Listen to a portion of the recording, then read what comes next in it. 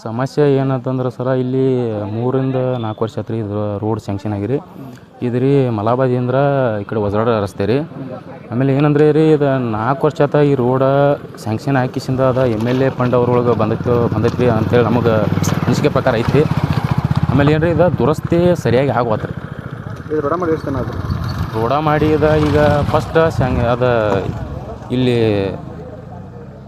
Road sanction ಆದ ಬಳಿಕ ರೀ 1 ವರ್ಷ 1.5 ವರ್ಷ ಪೆಂಡಿಂಗ್ ಐತ್ರಿ. ಅದು ಅಂದ್ರೆ ಚಾಲೂ ಇದ್ದಿದ್ದಿಲ್ಲ ರೀ.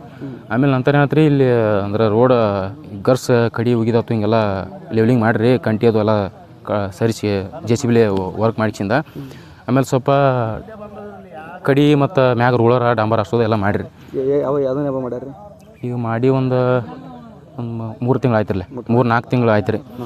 ಮತ್ತಿನ್ನು ಮುಂದೆ ಡಾಂಬ್ರೀಕರಣ ಅಲ್ಲಿ ಏನು ಸ್ಟಾಪ್ ಆಗೈತಿರಲ್ಲ, ಮುಂದೆ ನಾವು 2-3 ಸತಿ ಹೋಗಿ ಅವ್ರಿಗೆ ಅಶ್ಪಾಕ ಘಟನಟಿ ತಿಳಿಸಿಂದ ಅವ್ರು ಇಲ್ಲಿ ಗುತ್ತಿಗೆದಾರ ಅದಾರ ರೀ.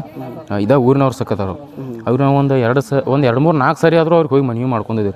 ಅಂದ್ರೆ ಇಲ್ಲಿ ಸಾರ್ವಜನಿಕರು ತೊಂದರೆ ಆಗತ್ತೈತೆ ರೀ, ಮತ್ತು ಗಾಡಿ ಮ್ಯಾಗಿಂದು ಬೀಳತ್ತಾರು. ಹಿಂಗೆ ಅದು ಸ್ವಲ್ಪ ಕಂಪ್ಲೀಟ್ ಮಾಡಿರಿ, ಎಲ್ಲರಿಗೆ ತೊಂದರೆ ಆಗ್ಲತ್ತೈತೆ ರೀ. ಮನವಿ ಮಾಡ್ಕೊಂಡಿದ್ರಿ. ಆದರೂ ಅವ್ರು ನಮಗೆ ಏನಂತಾರೆ, ಒಂದು ವಾರದಾಗ ಮಾಡ್ತಾನೆ ರೀ, ಒಂದು 15 ದಿವ್ಸ ಬಿಟ್ಟು ಸ್ಟಾರ್ಟ್ ಮಾಡ್ತಾನೆ ರೀ, ಮಾಡ್ತೀವಿ ರೀ ದೇಶದಿಂದ ಇದನ್ನು ನಮಗೆ ಹೇಳ್ಕೊತ ಬಂದಾರೆ. ಆದರೂ ಅದೇನ ಮಾಡತ್ತಿಲ್ಲ ರೀ ಅವ್ರು. ಈಗ ನಿಮ್ಗೆ ನಮ್ಮ ಕಾಗವಾಡ ಮತಕ್ಷೇತ್ರ ಯಾವುದೇ ಕಾಮಗಾರಿಗಳು ಪೂರ್ಣ ಆಗ್ತಾ ಇಲ್ಲ. ಮತ್ತು ರಸ್ತೆಗಳನ್ನು ಮಾಡಿ 8-9 ತಿಂಗಳಾದರೂ ಅದು ಸರಿಯಾಗಿ ಕ್ಲಿಯರ್ ಆಗ್ತಾ ಇಲ್ಲ ಸರ್. ಇದು ಯಾವ ರೋಡ ರೀ?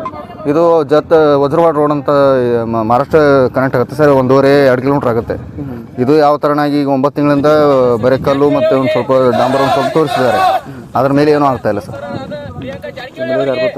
ರಾಜಕಾಗಿ ಅವ್ರು ಏನು ಗಮನಕ್ಕೆ ತಂದಾರೆ? ಈ ಥರ ಗಮನಕ್ಕೆ ತಂದರು ಅವರು.